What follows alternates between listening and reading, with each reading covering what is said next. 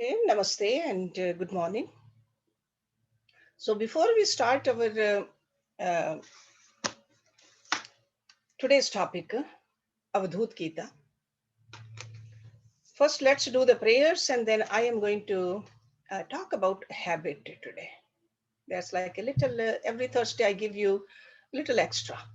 So because Avadhuta Gita is, um, sometimes we think it's beyond our comprehension. Sure, we love to study it, but if we have not reach to that state, it just seems like just a philosophy only. So that's why every Thursday I give you something practical also, so that we can keep on pursuing our sadhana and ultimately reach there too. Okay.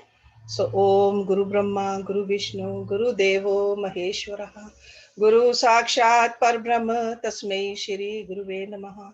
Om Bhu Bhuva Swaha, Tatsavitra Varenayam, Bhargo Devasya Dhimahi, Dhiyo Yo Naha Prachodaya. Asto Ma Satgamya, Tamso Ma Jyotirgamya, Mrityorma Amritam Gamya.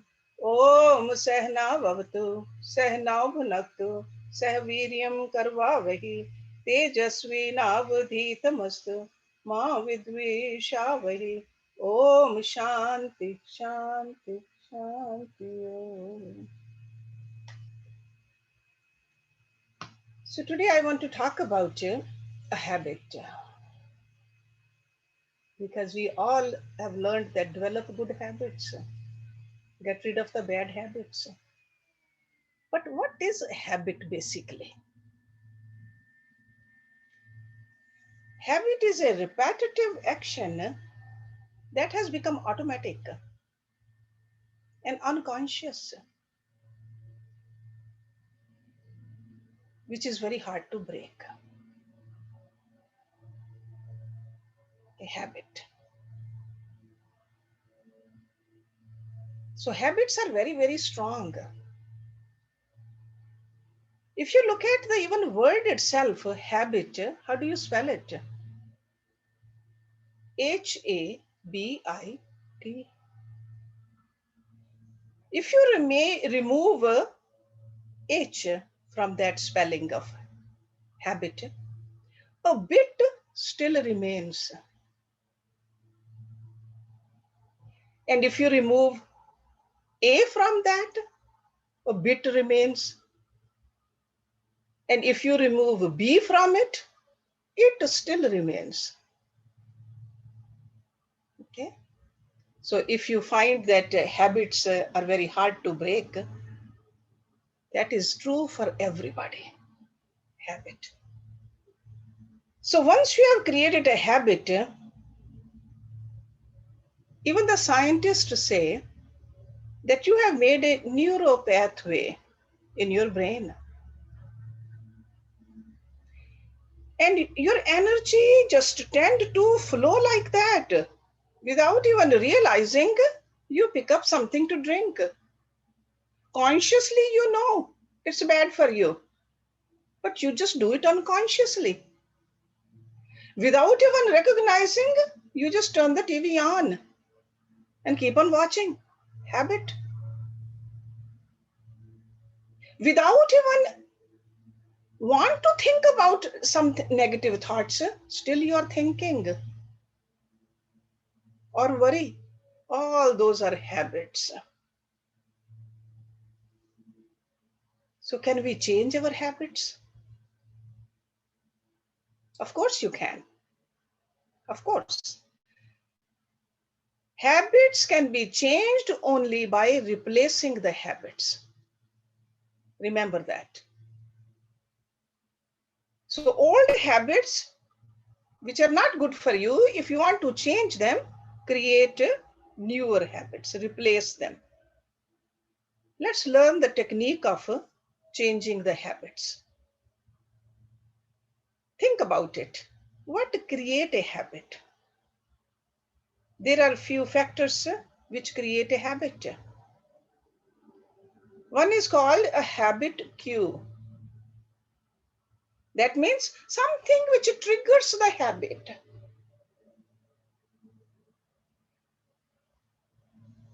They force you to make a habit, the habit cues. Good or bad, it doesn't matter. You look at your coffee cup, you want to drink coffee. You look at the TV, you want to watch TV. Habit cues. You look at your gym shoes, you want to go out for a run. Or you want to look at your yoga mat. You want to do some yoga postures. Or when you look at some divine picture, your head bends down. Cues. So first thing is a cue. It's almost like most of us have gotten a habit of keeping the phone with us.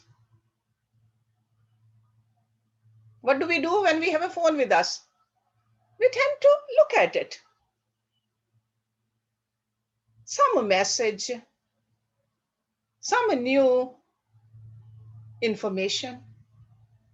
We just keep on looking at it. It's a habit.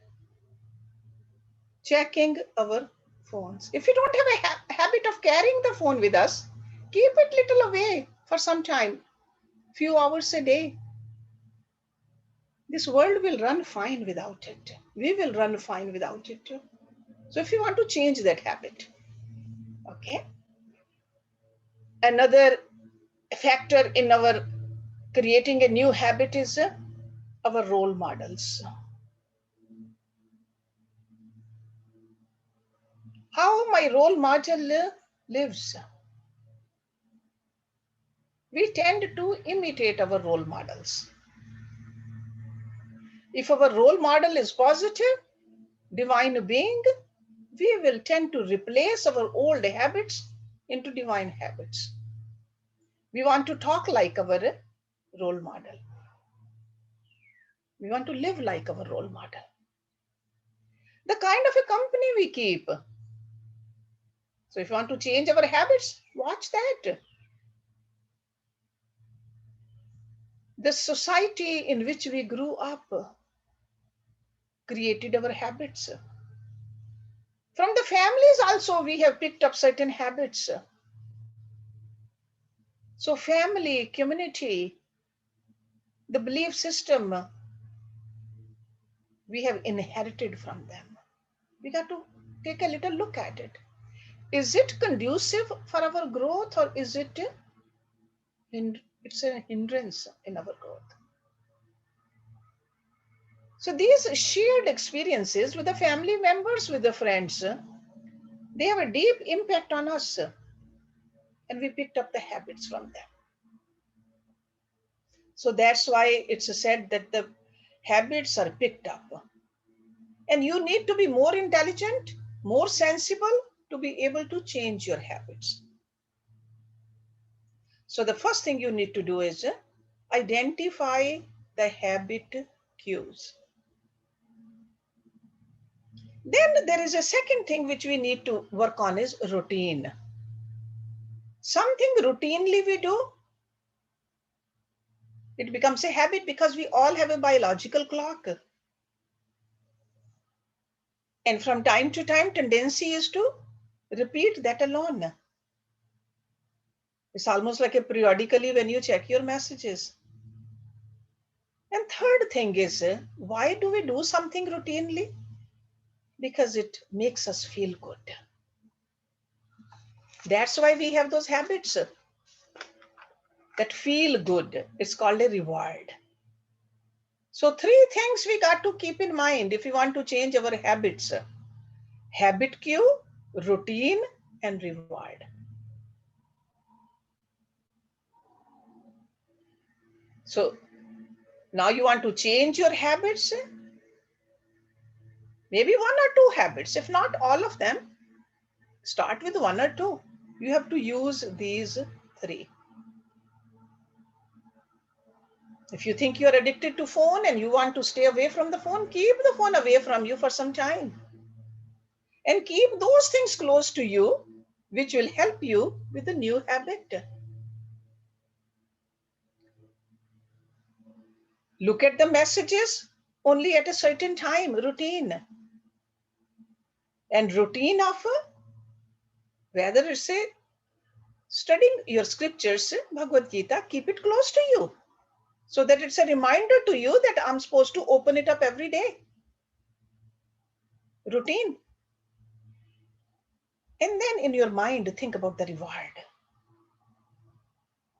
On one hand, you're wasting time. Sure, there's a temporary little pleasure in there, but in the long run, it's a wastage of time. But if you study Bhagavad Gita instead, what will happen?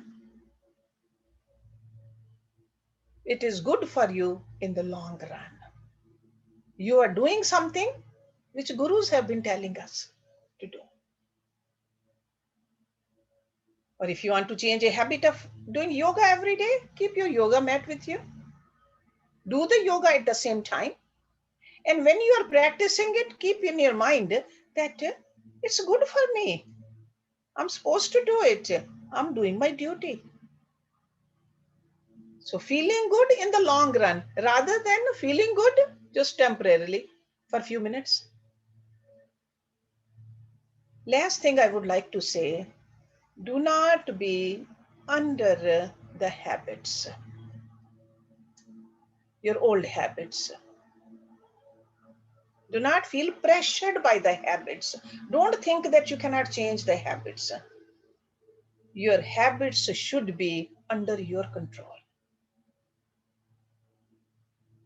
You can change them intelligently. See, just like coming to these classes every morning, we all have developed this habit. I see most of you on time or even ahead of time. Habit, routinely. And cue is what? I'm sure you all have your laptops close by, your books close by. Those are the cues. And the reward is we get some knowledge. The knowledge which is going to help us not only in this lifetime, in future lifetimes too. The knowledge which is going, the imprints which we are putting in our intellect, the buddhi, it's going to go with us in a subtle body. And this knowledge will take us to a higher place, a better place, where we can start our progress further. And it is helping us right here too, so that we can make the right decision. Whether it's at the physical level, we breathe better, we eat better, exercise, or how to keep our mind calm. How to know what is really happening around us in this world. Who created the world? How it was created? We are learning all that with the help of the scriptures. So habits. Okay. So habit of meditation. Suppose if you want to cultivate a habit of meditation, before sleeping at night, tell your pillow, wake me up. Whatever you decide, 5 o'clock, 6 o'clock, 4 o'clock, it's up to you. But before the sun rises though, okay, tell your pillow and keep a little shawl next to you. That's a habit cue. Okay, when you look at the shawl, it's a reminder to you. In the morning, I'm supposed to do the meditation. Routinely, when you do it, thinking about the reward system, hey, I am here, sitting down, waiting for my beloved to guide me, to teach me, to inspire me, to talk to me. That's why we meditate. So that God can talk to us, a guru can talk to us. Guru is waiting, God is waiting. But we just don't create a habit like that. So these are some of the methods. I'm sure you must have some other methods too. But I think these three, the cue, the routine, and the reward, that helps us to create a new habit.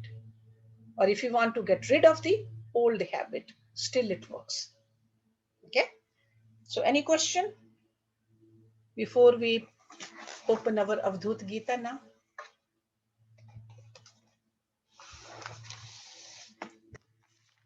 If not, we ended our last week's class. We started the 4th chapter of Avadhuta Gita, and we were on verse number 3.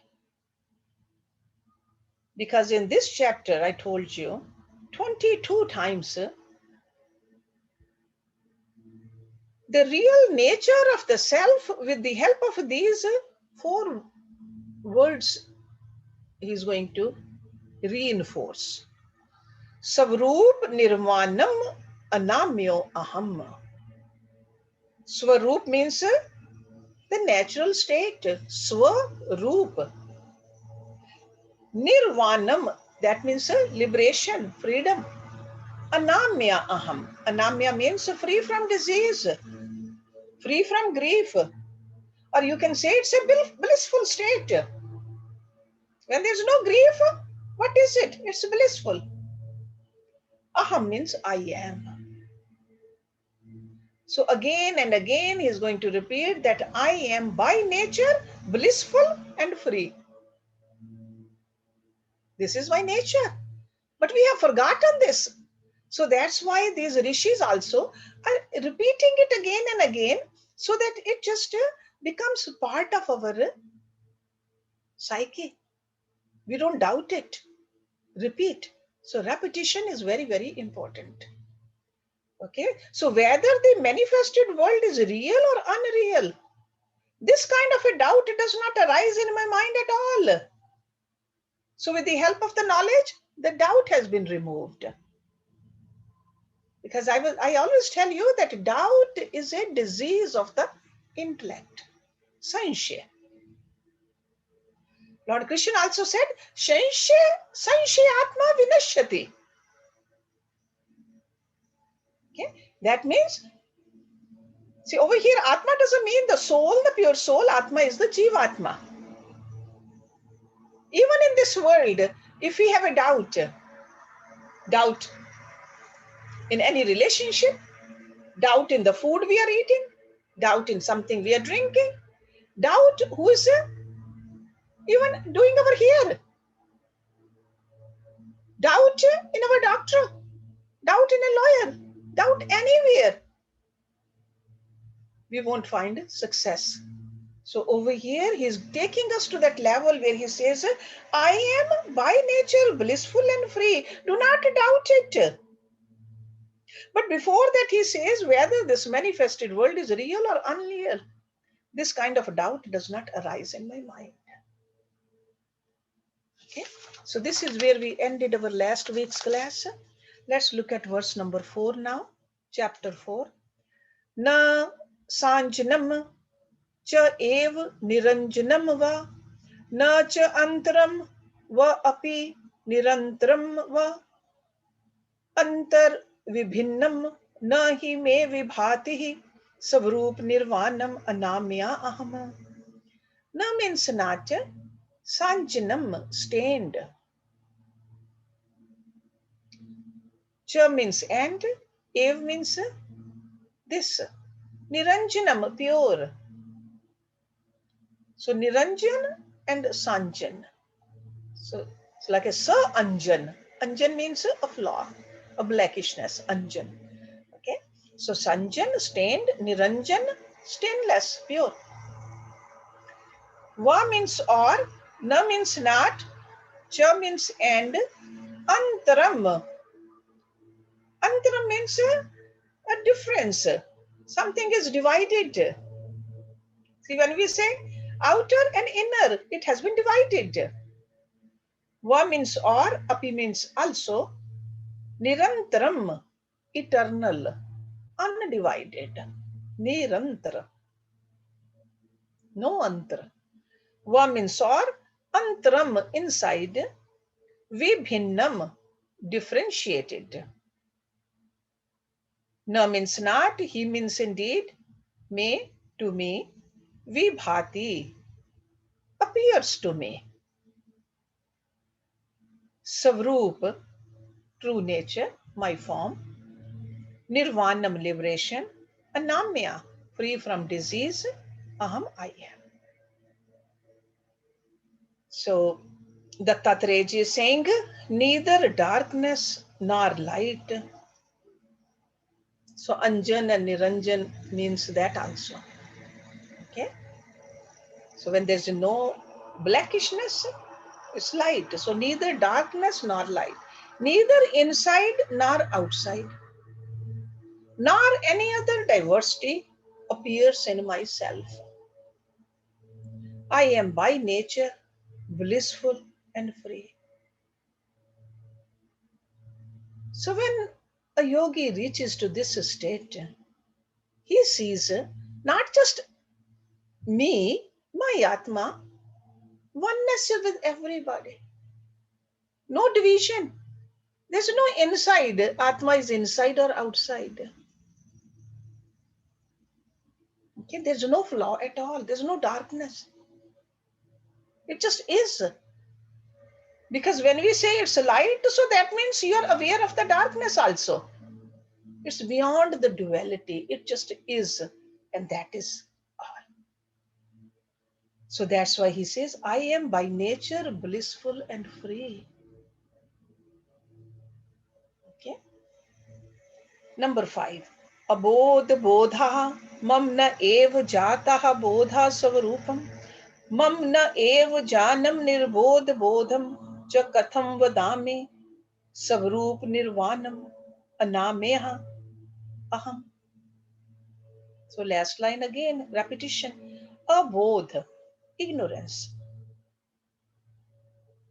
Bodh is knowledge. Mam means in me, na means not, ev means only, jataha, born, bodha, knowledge, swarupam, true nature, mam of me, na means not, ev means thus, jatam arisen, nirbodh, free from knowledge, bodham, knowledge, cha means and, katham, how, vadame, say or describe, vadame. Savrup is true nature, nirvanam, liberation, freedom, anamya, free from disease, aham, I am. Ignorance and knowledge do not originate in me. The knowledge of the self also does not arise in me. How can I say that I have ignorance or knowledge? I am by nature blissful and free. Okay? Intellectually, you really cannot understand it. Experience it. Then the meaning is self-evident. Because if we try to dissect it intellectually, we say, what is he trying to say? Toxically, he's talking. With the help of the language, this can never be explained. We need to experience it. That's the reason I talked about the habit today. Create a habit of thinking like this, I am Atma. I am Atma and my nature is blissful and free. That's what I am. Savrup nirvanam anamya. Diseases are only at the level of body, at the level of mind, at the level of intellect, at the level of ego, not at the level of soul. And I am the soul. I am the Atma. Knowledge or ignorance is a part of the buddhi.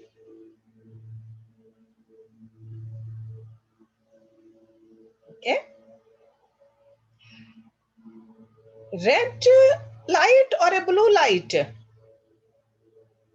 comes from the bulb. The electricity is. So knowledge and ignorance is at the level of intellect.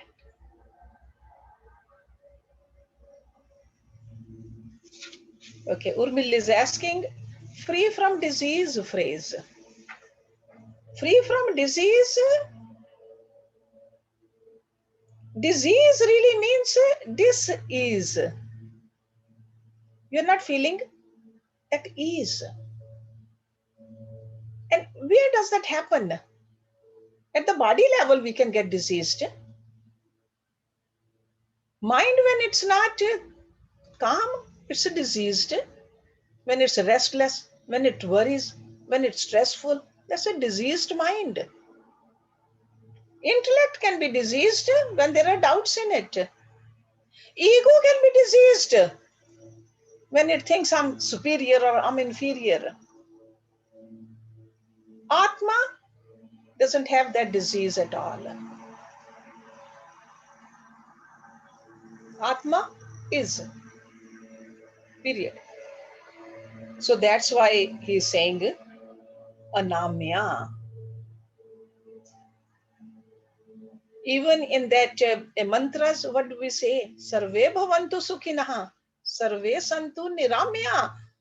This is what we are asking. We are praying to God, make everybody disease free. We are not saying that physically get rid of all the diseases. We are praying to God that please take everybody to that higher level, to the Atma where there's no disease. By definition, in Atma cannot be disease. But in the Prakriti, there always be diseases. No matter how good we eat, no matter how much we exercise, ultimately the nature of this Prakriti is to go through the changes. And Prakriti is in the form of a body, in the form of mind, in the form of intellect or the ego. So that's a disease. So that's why we are saying that Savrup Nirmanam Anamyo Aham. So when we meditate at that time, we are supposed to rise above these three, the body, mind, intellect. Okay? So in that sense, he's just taking our awareness towards this reality. Sure, we got to live in this world. We got to get rid of our old vasanas through this Prakriti portion of ours. But part of our awareness should be connected with this purity. No matter how sick the body is, how weak the body is, part of this awareness should be connected. If you don't mind, I am going to share after this class today. I'll put it on that Science of Spirituality, that group which we have. Somebody sent it to me. You all know that Guruji left the body about, it was 2012, 9 years ago. Okay. We did a little memorial over here. We all went to India also, some of the devotees also, and we all did go there. We came back, did a memorial in the ashram building. Some of you might have come, some not. So somebody from India sent me, must have seen on the YouTube, Priya, you all know my daughter Priya. She talked in that, gave a little, her experiences with the Nanaji. And the very first thing she says in that, what he kept repeating in the last hours of his life, I am not sick.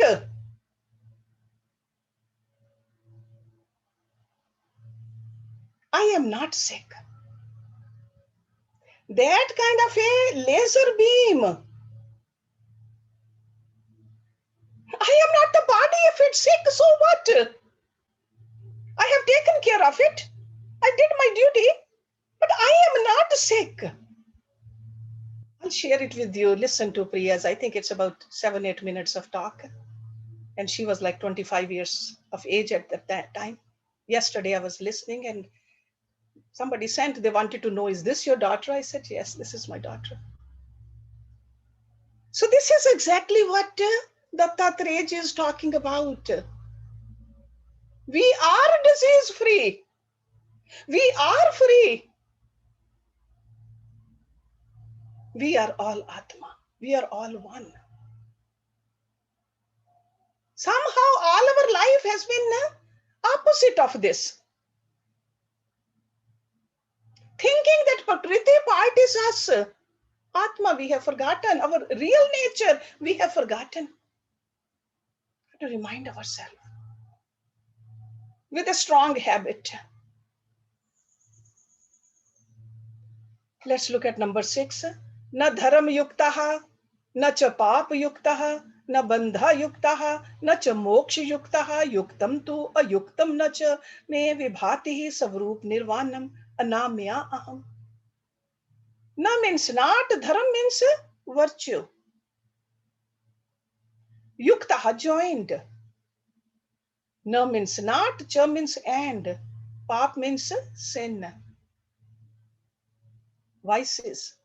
Yuktaha, joined. Na bandha, not bondage.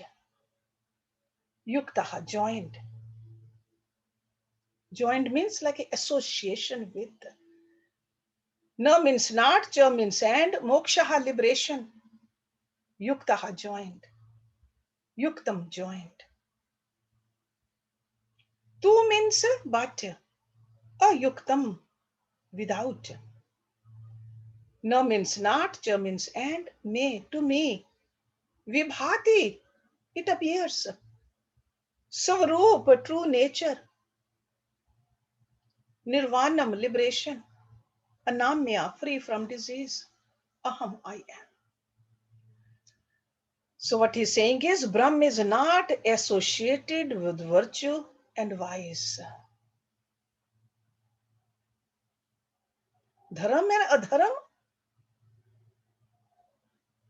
we need to know to rise above this, to go there which is beyond dharam and adharam.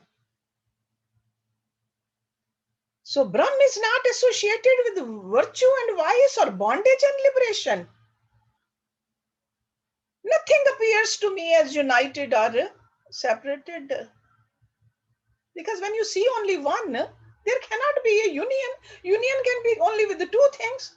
Or the division can be only when there are two things. When you see only one thing, where is that? I am by nature blissful and free. So this great Rishi is echoing what is happening inside him, what he is really saying, what he is connected with. This is only one. Paraparam va nacha me kadachit madhyast bhava hi nacha ari mitram hit ahitam cha api katham vadami savrup nirvanam anamya aham. Par means higher. We all know these two terms now from different scriptures. Par, higher. Aparam, lower. Okay. We learned this about Vairagya also. There is a par Vairagya, apar Vairagya. There's a par bhakti and apar bhakti, right? So over here, he says par is higher, aparam is low. Va means or, cha means and. Me means to me. Na kadachi, kadachit, never. Madhyast, middle.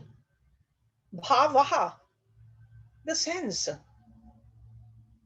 He means thus. Na means not. Cha means and. Ari, Ari means enemy. Ari. Mitram, friend. Hit, good. ahitam, not good, like evil. Cha means and, api also, katham how, vadami, describe or say. Svarup, true nature, nirvanam, liberation, anamya, free from disease. Aham, I am. No one is my superior or inferior.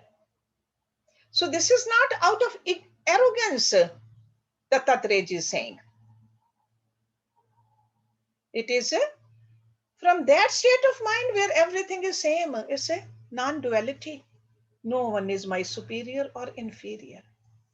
I have no idea of a neutrality, madhyastha also. Nor do I have any enemy or friend. Because if we say this is my friend, then that means somebody else is not a friend. How can I speak of good and evil? I am by nature blissful and free. Blissful and free. Okay. Number 8. Na upasakaha, na evam upasye, rupam na cha updeshaha, na cha me kriya, cha samvit, svarupam cha katham vadami, svarupam nirvanam anamyaha aham. See how poetic this scripture is. You just feel like singing it, saying it, feeling it. It's just like in the words. Each word is very touching here. You can really feel how it came out of the mouth of Dattatreya. Na means not upasakaha, worshipper, upasak, the one who is doing the worshipping. Na means not evam, this upasye, worshipped. So worshipper and worshipped. Rupam, form. Na means not, cha means and. Upadeshaha, the teachings, the sermons. Na means not, cha and, me. Kriya, practice.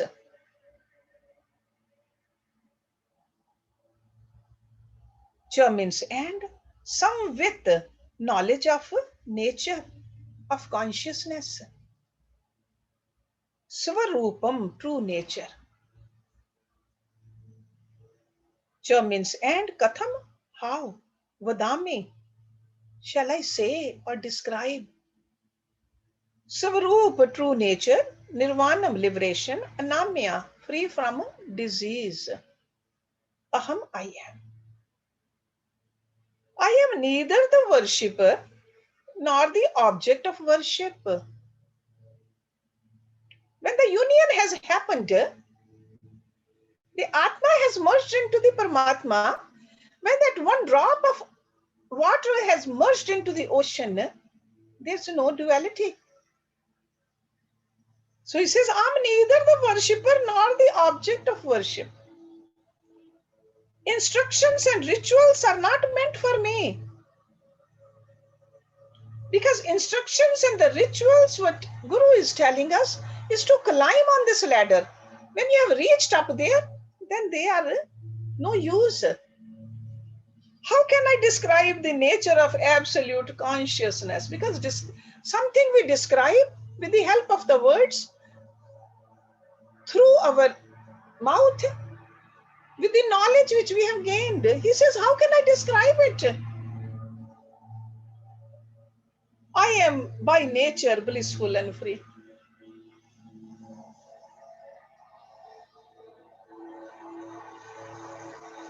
न व्यापकम व्याप्यम इहि अस्ति हि किंचित न च आल्यम व अपि निराल्यम व अशून्यम शून्यम च कथम वदामि स्वरूप निर्वाणम अनाम्या अहम na u.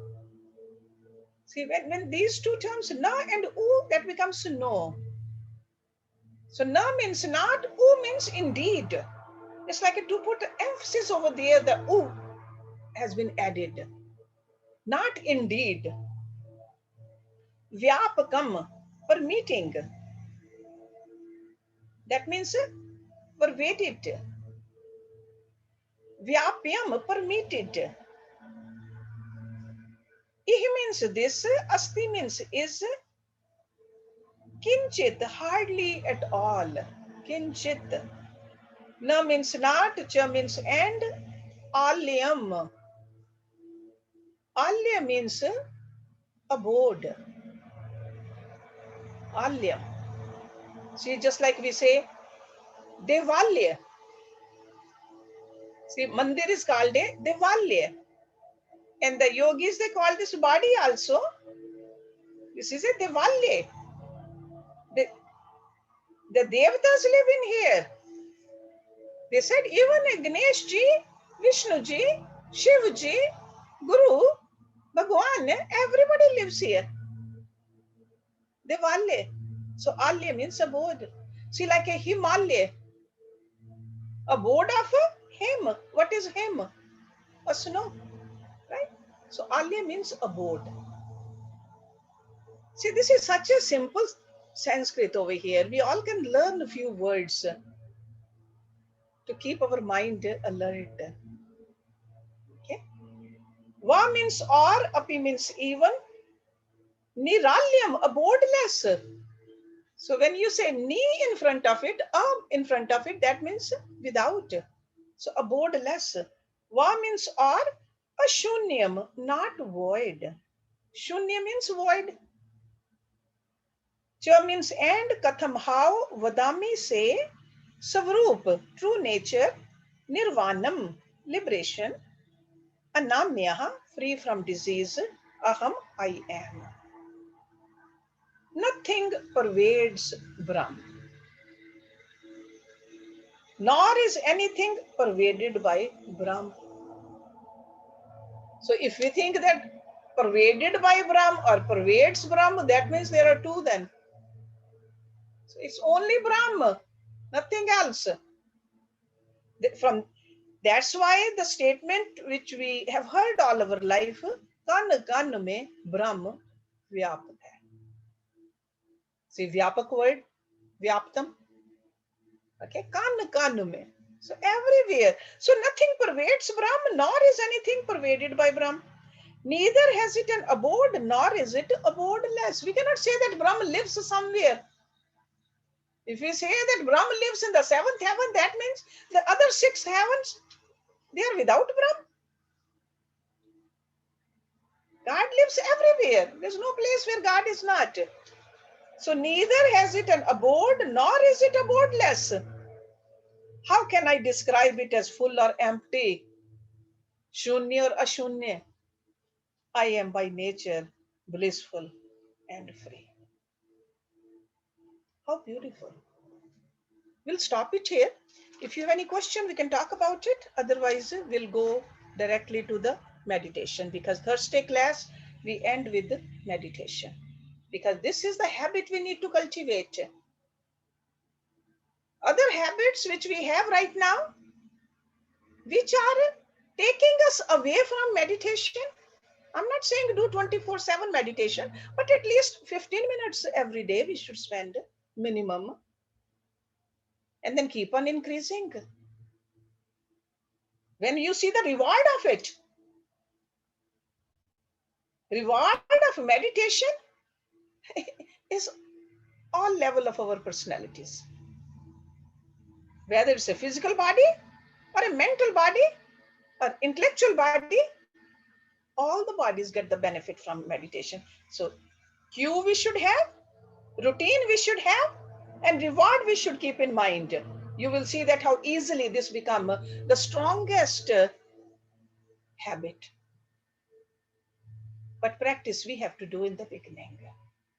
Okay, so let me find my Om Dhwani so that we can all meditate on that Dhwani. If somebody has a question, we can go through it quickly. Otherwise, tomorrow is fine too for the question answers on this. but we like to end the class with meditation, 10, about 10 minutes at least. So Jyoti, do we have any question? No. Okay. Om Purnamada Purnamidam Purnat Purnamudachyate Purnasya Purnamadaya Purnameva Vishishyate. Om Shanti Shanti Shanti Om. Make sure you are sitting straight.